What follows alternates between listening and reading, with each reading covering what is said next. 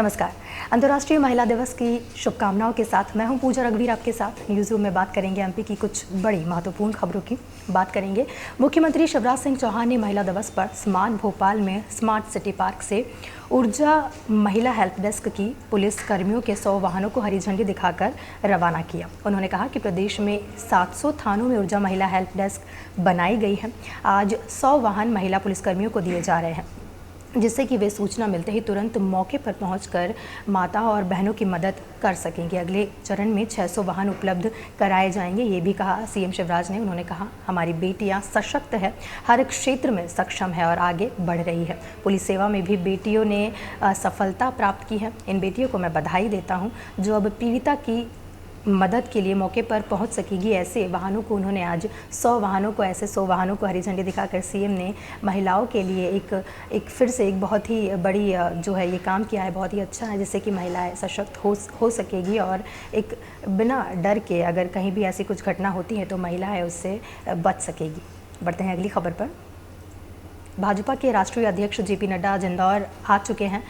वे सुबह 10 बजे एयरपोर्ट पर उतरे। यहाँ से वे उज्जैन पहुँचे, महाकाल के दर्शन उन्होंने किए। वहाँ से वो फिर देवास में आयोजित एक कार्यक्रम में शामिल होने के बाद 4 बजे हेलीकॉप्टर से वापस इंदौर पहुँचेंगे। वहीं नड्डा इसके पूर्व 2019 में इंदौर आए थे, तब भी उन्होंने 2 बैठकें ली थी और इस बार भी वो 2 बैठकें लेंगे। पिछली बार उनकी बैठकों के बाद फरवरी 2020 में तत्कालीन प्रदेश अध्यक्ष राकेश सिंह हटे और इसके बाद सरकार गिर गई थी। इस बीच कोरोना संक्रमण और 5 राज्यों के चुनाव में उनकी व्यस्तता रही। बहरहाल 2 साल बाद नड्डा के आगमन को लेकर जोर शोरों से तैयारियां की जा रही हैं। वहीं सोमवार को प्रदेश संगठन महामंत्री मुरलीधर राव ने इंदौर में इस संबंध में बैठक ली। बैठक में संबंधितों की जवाबदेही तय करने के साथ कई मुद्दों पर उन्होंने पदाधिकारियों से चर्चा की।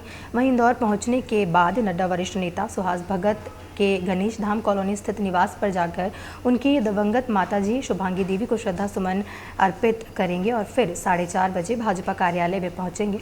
दोनों बैठकें लेने के बाद वे शाम 7 बजे भाजपा कार्यालय से रवाना होकर 8 बजे दिल्ली जाएंगे। बढ़ते हैं अगली खबर पर। राजधानी भोपाल में महिलाओं का एक समूह आत्मनिर्भरता की मिसाल बनकर दुनिया में धाक जमा रहा है। बेहद गरीब और आर्थिक रूप से कमज़ोर परिवारों की महिलाएं पुराने कपड़ों से बैग, हैंडबैग, फ्रॉक, जैकेट बनाकर भारत ही नहीं बल्कि अमेरिका, बेल्जियम, फिनलैंड, जर्मनी जैसे देशों में भेज रही हैं। लॉकडाउन के दौरान जब दुनिया भर के सामने रोज़गार और 2 वक्त की रोज़ी रोटी का संकट था, तब इन महिलाओं ने मास्क बनाकर अपने परिवार का संचालन किया, बल्कि कोरोना संक्रमण से लोगों को बचाने में महत्वपूर्ण भूमिका भी अदा की। वहीं भोपाल रेलवे स्टेशन के नज़दीक 25 साल पहले गैस राहत विभाग के एक शेड में महाशक्ति सेवा केंद्र की शुरुआत की गई थी। गैस त्रासदी से प्रभावित परिवारों की महिलाओं को आर्थिक रूप से मदद करने और स्वरोजगार से जोड़ने के लिए इसकी स्थापना की गई थी। वहीं इस केंद्र में महिलाएं पुराने कपड़ों की कतरन से अलग अलग साइज के कपड़ों के टुकड़ों को छांट कर अलग करती हैं। वहीं कतरन से बैग, हैंडबैग, लैपटॉप कवर और गर्ल्स वियर, किड्स वियर बना रही हैं और वहीं इनके बनाए कपड़ों की दुनिया के कई देशों में अब डिमांड भी है। वहीं डिंडोरी ज़िले के पाटनगढ़ की रहने वाली बालमती टेकाम गोनी चित्रकार है। वे कई साल से भोपाल में रहकर गोनी पेंटिंग बना रही। वहीं जनजातीय संग्रहालय, टाइफेड सहित कई प्रदर्शनी में उनकी कैनवास पेंटिंग, पेपर पेंटिंग बिक जाती है। वहीं लॉकडाउन के दौरान उनकी चित्रकारी का काम ज़रूर बंद हुआ था। हालात ऐसे हो गए कि परिवार को 2 वक्त के भोजन का संकट हो गया था। ऐसे वक्त में महाशक्ति सेवा केंद्र ने उन्हें राशन मुहैया कराकर गोंदी चित्रकारी का हुनर कपड़ों पर दिखाने को कहा।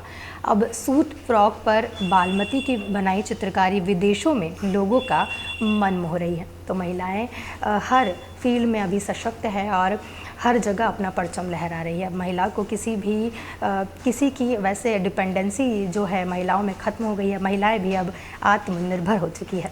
बढ़ते हैं अगली खबर की ओर। बजट सत्र शुरू होते ही कांग्रेस 2 धड़े में बटी नजर आई।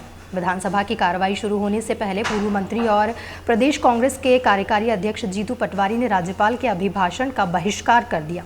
वे ये ऐलान कर मीडिया की सुर्खियों में तो आ गए, लेकिन पार्टी ने उनके बयान से किनारा कर लिया। नेता प्रतिपक्ष कमलनाथ ने सदन में 2 टूक कह दिया, ये पार्टी का फैसला नहीं है, उन्हें भी ट्वीट से ही इसकी जानकारी मिली है। इस फैसले पर ना तो अभी वे उससे सहमत है और ना ही उन्हें आगे सहमत होंगे। उन्होंने कहा कि वे सदन की परंपराओं का पालन करते हैं। वहीं सवाल यह है कि जीतू पटवारी ने पार्टी को विश्वास में लिए बिना ही राज्यपाल के अभिभाषण का बहिष्कार करने का फैसला क्यों लिया।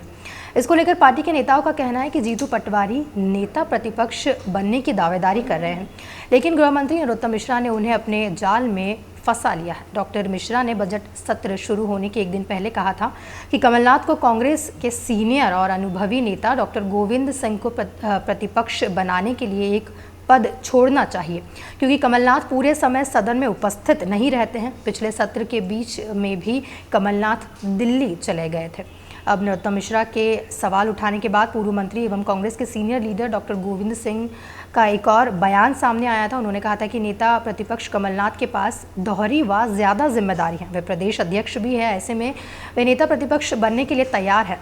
पार्टी के एक सीनियर लीडर ने कहा कि डॉक्टर सिंह के इस बयान से पटवारी विचलित हो गए। उन्हें लगने लगा कि नेता प्रतिपक्ष बनने की उनकी दावेदारी कमज़ोर हो रही है। वहीं पटवारी प्रदेश कार्यकारी अध्यक्ष है। यही वजह है कि नेता प्रतिपक्ष बनने की उनकी दावेदारी कमलनाथ खारिज कर चुके हैं।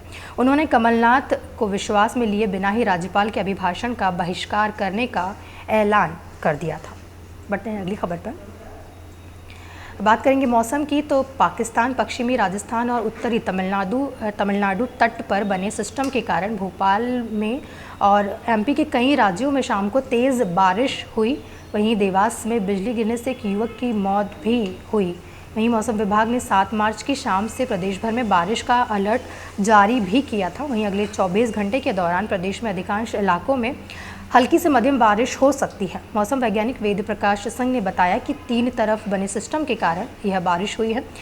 आज 8 मार्च को नया सिस्टम फिर से सक्रिय होगा और इसका असर 3 दिन तक रहेगा, यानी 9 मार्च तक किसी सिस्टम से हल्की बारिश होने की संभावना है। वहीं मध्य प्रदेश में इन दिनों बादल छाने से गर्मी से कुछ राहत तो मिली है, लेकिन पिछले 24 घंटे में पचमढ़ी और छिंदवाड़ा में हल्की बारिश भी हुई है।